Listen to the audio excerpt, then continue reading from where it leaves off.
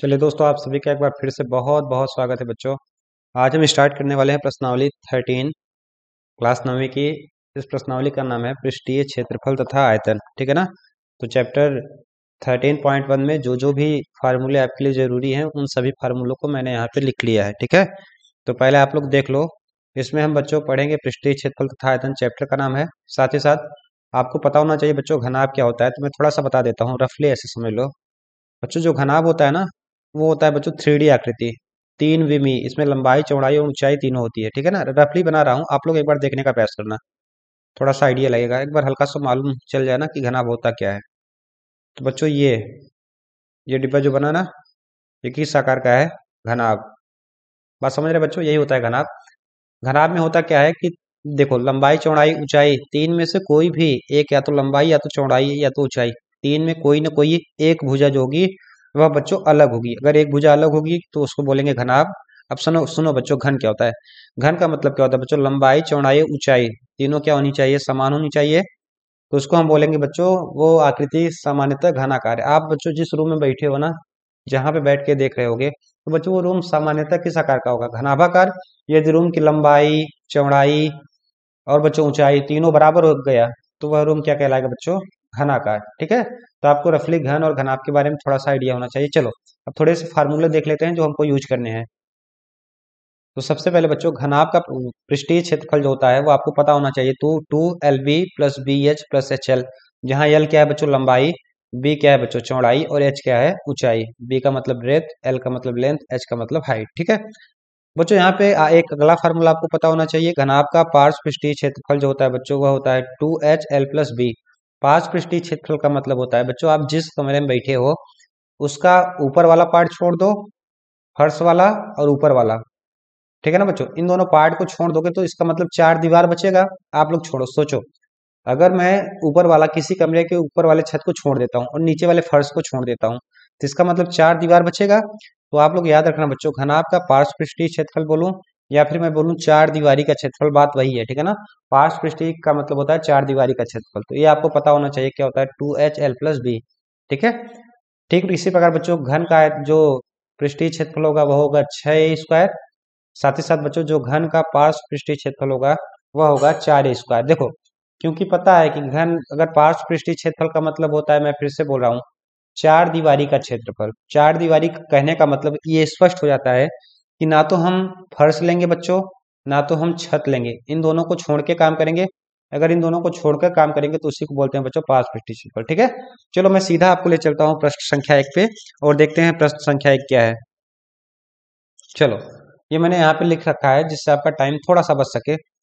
बच्चों यहाँ पे सवाल है कि 1.5 मीटर लंबा, 1.5 मीटर चौड़ा और बच्चों 65 सेंटीमीटर गहरा प्लास्टिक का एक डिब्बा बनाया जाना है।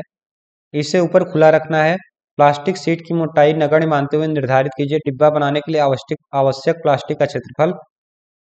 इस सीट का मूल्य, यदि 1 वर्ग मीटर सीट का मूल्य 20 रुपया, मतलब आपको यहाँ पे दो चीज निकालना है। सबसे पहली चीज बच्चों आपको यहाँ पे निकालना है प्लास्टिक सीट का क्षेत्रफल। दूसरी चीज बच्चों आपको निकालना है कि इस सीट का मूल्य। अब मूल्य के लिए 1 वर्ग मीटर का खर्च आपको दिया गया है 20 रुपया। ठीक है। इन दो बातों को आपको यहाँ पे बताना है। तो सबसे पहले बच्चों हमको जो दिया गया है मैंने लिख लिया है। हमको दिया गया है डिब्बे की लंबाई, तो मैंने डिब्बे की लंबाई लिख लिया है। हमको पता है बच्चों डिब्बे की चौड़ाई, तो मैंने चौड़ाई लिख लिया है। हमको ऊंचाई दिया गया है, देखो 65 सेंटीमीटर दिया गया है। तो बच्चों हमको पता है, क्योंकि 1 मीटर बराबर होता है 100 सेंटीमीटर, इसका मतलब अगर हमको 65 सेंटीमीटर में 100 से भाग कर देंगे तो मीटर बदल जाएगा। तो वही यहाँ पे मैंने लिखा है, इसको मैं थोड़ा हाईलाइट कर देता हूँ क्योंकि ये थोड़ा सा, ये ऊंचाई जो है ना बच्चों, ध्यान समझना आप लोग थोड़ा सा, ये 65 सेंटीमीटर था, इसको मैंने किसमें चेंज कर लिया? मीटर में। कोई दिक्कत नहीं बच्चों। अब यहाँ पे आपको समझना है हल। बच्चों हमको पता है कि हमको, देखो मैं इसको एक बार थोड़ा सा महसूस कर लो। देखो इस पूरे चैप्टर में ना बच्चों सवाल को लगाने को तो लगा लेंगे, एक बार अगर आपने महसूस करना स्टार्ट कर दिया ना तो देखो कितने सारे आसान आसान से क्वेश्चन बनेंगे। आपको बच्चों कह रहा है कि इसे ऊपर से देखो एक घनाभाकार डिब्बा है। क्यों? क्योंकि इसकी लंबाई चौड़ाई ऊंचाई अलग अलग है, इसका मतलब इससे घन तो बनेगा नहीं, घनाभ बनेगा। तो बच्चों इस घनाभाकार डिब्बे को देखो ऊपर से खुला रखना है। ध्यान समझना है, यहाँ पे ऊपर से कैसा रखना है बच्चों? खुला। ऐसे समझो बच्चों, आप जिस रूम में बैठे हो ना उस रूम के हमको दीवारों का क्षेत्रफल निकालना है, लेकिन उस रूम में छत न हो। छत नहीं रहेगा तो क्या क्या रहेगा? चार दीवारी रहेगी। चार दीवारी रहेगी, साथ ही साथ बच्चों नीचे वाला फर्श रहेगा। इसका मतलब यदि मुझे इसका पृष्ठीय क्षेत्रफल चाहिए तो मैं चार दीवारी का क्षेत्रफल निकाल के नीचे वाले फर्श का क्षेत्रफल जोड़ देता हूं, तो हमको ये पता चल जाएगा कि अगर वह डिब्बा खुला है, खुलने के बाद उसका कितना पृष्ठीय क्षेत्रफल बचेगा। या फिर इसका उल्टा, मैं पूरे घर का पृष्ठीय क्षेत्रफल निकाल लेता हूँ, पूरे कमरे का या फिर पूरे घनाभ का पृष्ठीय क्षेत्रफल निकाल लेता हूँ। उस घनाभ के पृष्ठीय क्षेत्रफल में बच्चों मैं ऊपर वाला क्या कर दूंगा, घटा दूंगा। जैसे ही बच्चों मैं ऊपर वाला घटा दूंगा तो मुझे केवल चार दीवारी और फर्श का बचेगा। तो आप लोग कैसे भी कर सकते हो, ठीक है ना। तो यहाँ पे बच्चों आपको बस एक बात यहाँ पे याद रखना है कि जो बच्चों डिब्बे का पृष्ठीय क्षेत्रफल होगा, ध्यान से देना बच्चों, तो मैं क्या करूंगा, कुल पृष्ठीय क्षेत्रफल में ऊपरी फलक वाला पृष्ठीय क्षेत्रफल घटा दूंगा। तो यहाँ पे मैं लिख देता हूँ बच्चों कि अतः डिब्बे का पृष्ठीय क्षेत्रफल बराबर, अतः मैं इसको, देखो बच्चों मैंने लिख लिया कि डिब्बे का जो कुल पृष्ठीय क्षेत्रफल होगा, डिब्बा घनाकार है तो घन का ऊपर वाला सिरा नहीं होगा, तो कुल पृष्ठीय क्षेत्रफल में मैं ऊपरी फलक का क्षेत्रफल घटा दूंगा, तो शेष जो बचेगा वही डिब्बे का पृष्ठीय क्षेत्रफल होगा। बच्चों आप सबको पता है कि जो घनाभ का कुल पृष्ठीय क्षेत्रफल होता है वह होता है बच्चों, आपको भी मैंने जस्ट बताया था, एक बार जल्दी से देख लो, 2 LB + BH + HL, ये आपको याद होना चाहिए बच्चों, ठीक है। तो कुल पृष्ठीय क्षेत्रफल के स्थान पर रख देंगे 2 LB + BH + HL, ये H है बच्चों, N मत समझना, माइनस। देखो ऊपरी फलक बच्चों कैसा होगा, आप लोग मुझे बताओ। ऊपरी फलक जो होगा, जैसे मतलब जितना क्षेत्रफल नीचे फर्श का होगा उतना ही छत का होगा, तो इसका मतलब ऊपरी सिरा जो होगा बच्चों वो आयताकार होता है। और आयत का क्षेत्रफल क्या होता है, गुणे बच्चों लंबाई गुणे चौड़ाई। अरे यार, आयत का क्षेत्रफल क्या होता है, लंबाई गुणे चौड़ाई। अब आपको कुछ नहीं करना बच्चों, सारी वैल्यूज आपको पुट कर देनी है। देखो एल का मान यहाँ पे कितना है बच्चों, तो एल का मान यहाँ पे 1.5, तो एल के स्थान पर रख देंगे 1.5 बच्चों। बी का मान कितना है 1.25, तो बी के स्थान पर रख देंगे 1.25 प्लस बच्चों बी के स्थान पे 1.25। यहाँ पे एच का मान है 0.65, तो इसके स्थान पर रख देंगे 0.65 प्लस बच्चों एच का मान है 0.65 गुणे एल का मान क्या है बच्चों 1.5, ठीक है, कोई दिक्कत नहीं, माइनस लंबाई यहाँ पे है बच्चों 1.5 और चौड़ाई है बच्चों 1.25। इसको मैं थोड़ा सा बगल कर देता हूँ, मैं ज़्यादा बड़ा बड़ा लिखा हूँ, नहीं मुझे लग रहा है ना थोड़ा सा बड़ा ठीक रहेगा। चलो अब यहाँ पे बच्चों आपको इसको हल करना है, बात समझ में आई। तो चलो इसको हल करते हैं। तो यहाँ पे बच्चों हो जाएगा 2, बच्चों आप लोग इसका मल्टीप्लाई करोगे तो आएगा 1.875। आप लोग कर लेना, आपको मल्टीप्लाई करना तो आता ही होगा, है ना। 1.875 प्लस बच्चों यदि आप इन दोनों का मल्टीप्लाई करते हो तो मल्टीप्लाई करने पे आएगा 0.8125, कोई दिक्कत नहीं। ऐसा बच्चों आप जब इन दोनों का मल्टीप्लाई करोगे तो इसका आएगा बच्चों 0.975, किसी बच्चे कोई दिक्कत नहीं, माइनस अभी मैंने इसका स्टार्टिंग में ही किया था, यही सेम तो चीज ये भी है, तो इसका भी क्या आएगा बच्चों 1.875, कोई दिक्कत नहीं। अब यहाँ से बच्चों इसको थोड़ा सा आप लोग हल कर लोगे, तो चलो हल कर लेते हैं। अब बच्चों इन सबको जोड़ दोगे ना आप, 2 इन सबको ऐड करने पे आएगा 3.6625, ठीक है, माइनस 1.875। बच्चों जब आप यहाँ पे 2 का इसके अंदर मल्टीप्लाई करोगे तभी आ जाएगा 7.325 माइनस 1.875। अब आप लोग सिंपली इसको सब्ट्रैक्ट कर दोगे, लगभग आ जाएगा 5.45 वर्ग मीटर। क्षेत्रफल जो भी आएगा बच्चों हमेशा याद रखना, स्टार्टिंग हमेशा वर्ग मीटर वर्ग सेंटीमीटर हमेशा इसी में आएगा। तो बच्चों ये इसका आ गया क्षेत्रफल, मैं केवल क्षेत्रफल लिख देता हूँ।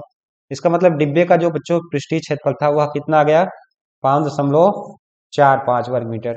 लेकिन बच्चों अब यहाँ पे हमको क्षेत्रफल तो नहीं निकालना था। अब यहाँ पे आप लोग ध्यान से देखो, क्षेत्रफल के साथ साथ हमको कुछ और निकालना था।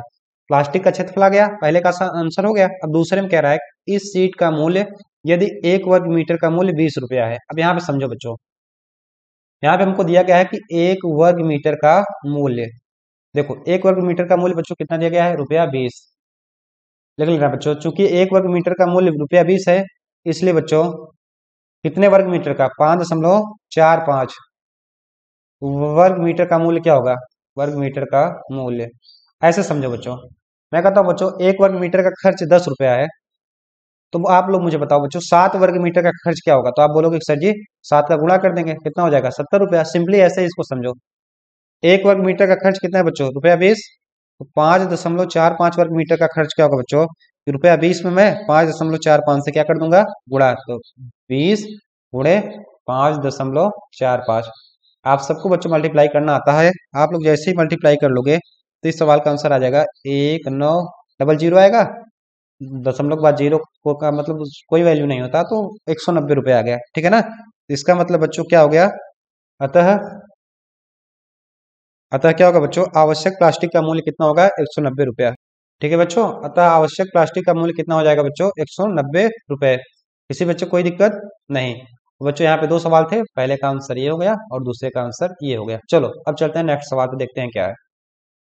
बच्चों नेक्स्ट सवाल कह रहा है कि एक कमरे की लंबाई, चौड़ाई और ऊंचाई क्रमशः 5 मीटर, 4 मीटर और 3 मीटर है। 7.5 रुपये प्रति वर्ग मीटर की दर से इस कमरे की दीवारों और छत को सफेदी कराने का व्यय ज्ञात कीजिए। तो आपको यहाँ पे बच्चों लंबाई, चौड़ाई, ऊंचाई दिया गया है। साथ ही साथ बच्चों आपको 1 वर्ग मीटर का खर्च दिया गया है। इसको मैं अंडरलाइन, 1 वर्ग मीटर का खर्च दिया गया है। आपसे कह रहा है बच्चों कि इस कमरे की दीवारों और छत को सफेदी कराने का व्यय। अब यहाँ पे आप फिर से समझना बच्चों, यहाँ पे दो चीजें हैं। कमरे की हमको दीवार लेना है, दीवार का मतलब पार्श्व पृष्ठीय क्षेत्रफल लेना है ना बच्चों?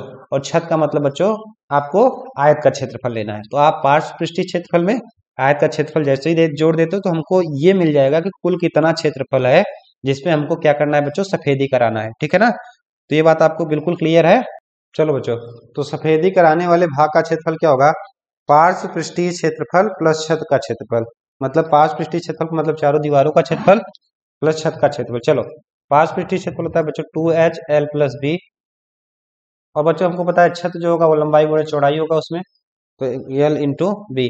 अब आपको क्या करना है? सारे मान पुट करना है। 2 बच्चों, H का मान कितना है? 3। L का मान कितना है बच्चों? 1.5। और B का मान क्या है बच्चों? 4 प्लस L का मान 1.5, है ना? और बच्चों यहाँ पे जो इंटू B का मान कितना है? 4।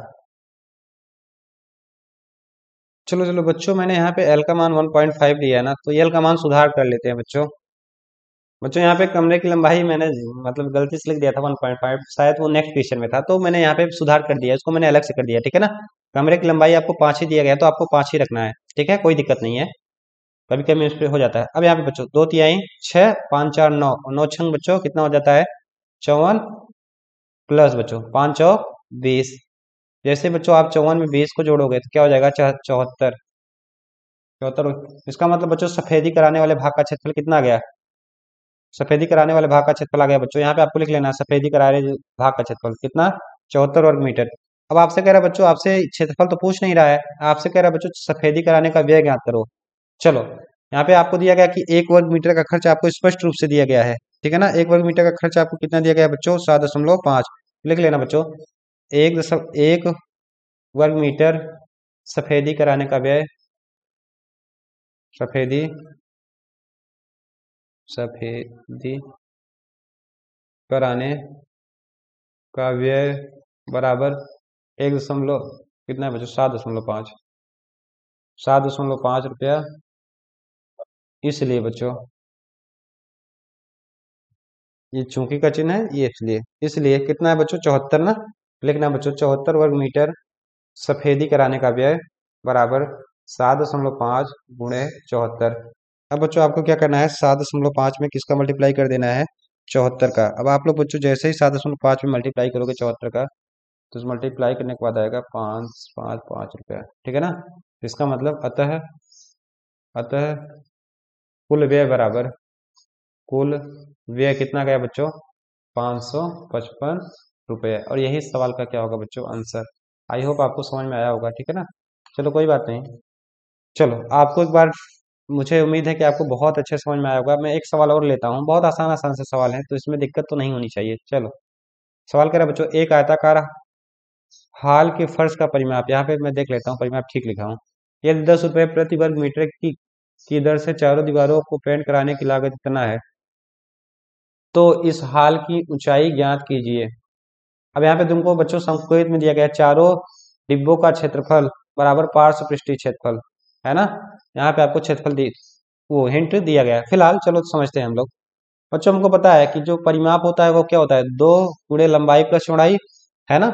तो जहाँ पे मैं बच्चों इसको मैं सीधा हल करता हूँ, जहाँ पे परिमाप दिया गया है हमको पता है, देखो आयत का परिमाप आप सबको पता होना चाहिए बच्चों। जो आयत का परिमाप होता है वो होता है बच्चों दो कोष्ठक में लंबाई प्लस चौड़ाई। तो यहाँ पे मैं लिख देता हूँ दो कोष्ठक में लंबाई प्लस चौड़ाई बराबर हमको कितना दिया गया बच्चों 250। यहाँ से अगर बच्चों हम निकालेंगे लंबाई प्लस चौड़ाई बराबर 250 डिवाइड बाई 2, लंबाई प्लस चौड़ाई बराबर, इसको आप लोग जैसे ही काट दोगे बच्चों कितना आ जाएगा 125 मीटर। इसका मतलब परिमाप क्या है, इसका मतलब लंबाई प्लस चौड़ाई का मान कितना आ गया बच्चों 125 मीटर। कोई दिक्कत। आगे कह रहा है बच्चों कि इस हाल यहाँ पे एक बात और आपको दिया गया है कि 10 रुपए प्रति वर्ग मीटर की दर से चारों दीवारों को, अब ये बताओ, अभी मैं चिल्ला रहा हूँ काफी देर से कि चारों दीवारों का मतलब क्या है बच्चों, आप लोग मुझे बताओ चारों दीवारों का मतलब क्या। पास पृष्ठीय क्षेत्रफल नहीं है, पास पृष्ठीय क्षेत्रफल मतलब 2HL+B नहीं है, इसका मतलब 2HL+B। अब देखो मैं एक बात आपको समझाता हूँ, जैसे मैं कहता हूँ बच्चों मुझे 10 वर्ग मीटर पेंट कराना है और 1 वर्ग मीटर का पेंट 5 रुपया है, तो 10 वर्ग मीटर का पेंट क्या होगा आप लोग बोलो, तो कहोगे सर 10 × 5 बराबर 50 रुपया कहोगे। ऐसे मैं आपसे करता हूँ, फिर से एक क्वेश्चन पूछता हूँ कि मुझे एक कमरा पेंट कराना है जिसमें मैं कहता हूँ 1 वर्ग मीटर का खर्च जो है वो 25 रुपया है, तो 10 वर्ग मीटर का खर्च कितना होगा। मान लो 10 वर्ग मीटर मुझे कराना है तो कितना लगेगा 250 रुपया लगेगा। इसका मतलब क्या क्या बच्चों, मैंने कुल क्षेत्रफल में 1 वर्ग मीटर का जितना खर्च था उससे भाग कर दिया। देखो पांच पृष्ठीय क्षेत्रफल तो ये हो गया। अब बताओ अगर पांच पृष्ठीय क्षेत्रफल में 1 वर्ग मीटर का खर्च जो है खर्च से गुणा कर दूं तो मुझे कुल व्यय मिल जाएगा कि नहीं मिल जाएगा, है ना। तो अगर इस बात को मैं थोड़ा सा मैं अगर, चलो ठीक है मैं यहाँ पे लिख दूंगा ना तो ज्यादा क्लियर हो जाएगा। यहाँ पे बच्चों ऐसे समझना, पार्श्व पृष्ठीय क्षेत्रफल में यदि मैं 1 वर्ग मीटर का खर्च का गुणा कर दूं तो मुझे बच्चों क्या मिलेगा, कुल व्यय मिलेगा, कुल खर्च मिलेगा। बात समझ में आई, क्या मिलेगा कुल खर्च। अब पांच पृष्ठीय क्षेत्रफल आप सबको पता है 2HL+B, यहाँ पे बच्चों करेंगे 2HL+B। अब बच्चों बताओ 1 वर्ग मीटर का खर्च स्टार्टिंग में यहाँ पे दिया गया कितना 10 रुपया, तो इसमें आप 10 का गुणा कर देंगे और कुल खर्च भी आपको पता है कितना है 15,000, तो कुल खर्च के स्थान पर रख देंगे बच्चों 15,000 रुपया। कोई दिक्कत नहीं। अब यहाँ पे आपको हल करना है बच्चों, 2HL+B का मान आपने निकाल रखा है, कितना निकाला बच्चों 125 गुणे 10 बराबर कितना हो जाएगा बच्चों 15,000। अब यहाँ पे बच्चों H को पकड़ लो, बाकी सबको बराबर उधर ले जाओ, ये 15,000 गुणे, अब यहाँ पे ऊपर तो कुछ आएगा नहीं क्योंकि बटे में कुछ है नहीं, बटे में 125 गुणे 2 गुणे 10। अब बच्चों आप इसको थोड़ा सा सॉल्व कर लेना। जैसे ही बच्चों आप यहाँ पे इसको सॉल्व कर लेते हो तो सॉल्व करने के बाद आप काटना चाहो तो काट भी सकते हो 2 से, या फिर 125 से भी काट सकते हो, कोई दिक्कत नहीं। जैसे बच्चों आप काट दोगे ना तो इसका आंसर आ जाएगा 6 मीटर, ठीक है ना, कोई दिक्कत नहीं। काट देना बच्चों आप लोग, काटो, अच्छा चलो काट देते हैं। यहाँ पे बच्चों 2 × 7 = 14, कितना बचा 1, 2 × 5 = 10, यहाँ पे 0, और यहाँ पे काटो बच्चों 25 × 5 = 125, 25 × 3 = 75, 5 × 9 = 5, 5 × 6 = 30। बाकी आप लोग को काटना तो आना चाहिए, क्लास 9 में पहुंच गए, ठीक है ना। कितना आ गया बच्चों 6, तो इस बराबर कितना आ जाएगा 6 मीटर। I hope. चलो मैं एक बार फिर से इस सवाल को थोड़ा सा समझा देता हूँ। देखो तुमको क्या दिया गया था एक बार समझ लो अच्छे से। परिमाप दिया गया था, मैंने परिमाप लिख लिया, हमको पता है परिमाप बराबर होता है दो कोष्ठक में लंबाई प्लस चौड़ाई। यहाँ पे मैंने लंबाई प्लस चौड़ाई का मान निकाल लिया है, ध्यान समझना। लंबाई प्लस चौड़ाई का मान कितना गया 125। अब देखो हमको कुल खर्च दिया गया है, कुल लागत दिया गया है। बच्चों कुल लागत कैसे आएगी बताओ, जैसे मुझे निकालना है कुल लागत तो कुल क्षेत्रफल में 1 वर्ग मीटर का खर्च जो होगा उससे गुणा करना पड़ेगा। तो मुझे पता है कि कुल क्षेत्रफल क्या है, कह रहा है कि 4 दीवारी को मतलब पेंट कराना है तो इसी का क्षेत्रफल निकालना पड़ेगा। बच्चों पार्श्व पृष्ठीय क्षेत्रफल में 1 वर्ग मीटर का खर्च जैसे ही मैं करता हूँ बच्चों गुणा कर देता हूँ तो मुझे कुल खर्च मिल जाएगा। अब देखो हमको सब मान पता है, पार्श्व पृष्ठीय क्षेत्रफल होता है 2HL+B, 1 वर्ग मीटर का खर्च कितना होगा बच्चों 10 रुपया, कुल लागत सवाल में दिया ही था 15 रुपया, हल कर लिया, इसका मान आ गया, ठीक है। आई होप आपको समझ में आया होगा और इस वीडियो में इतना ही रखता हूँ। चलिए अब मिलते हैं बच्चों नेक्स्ट वीडियो में, तब तक के लिए आप बहुत बहुत धन्यवाद।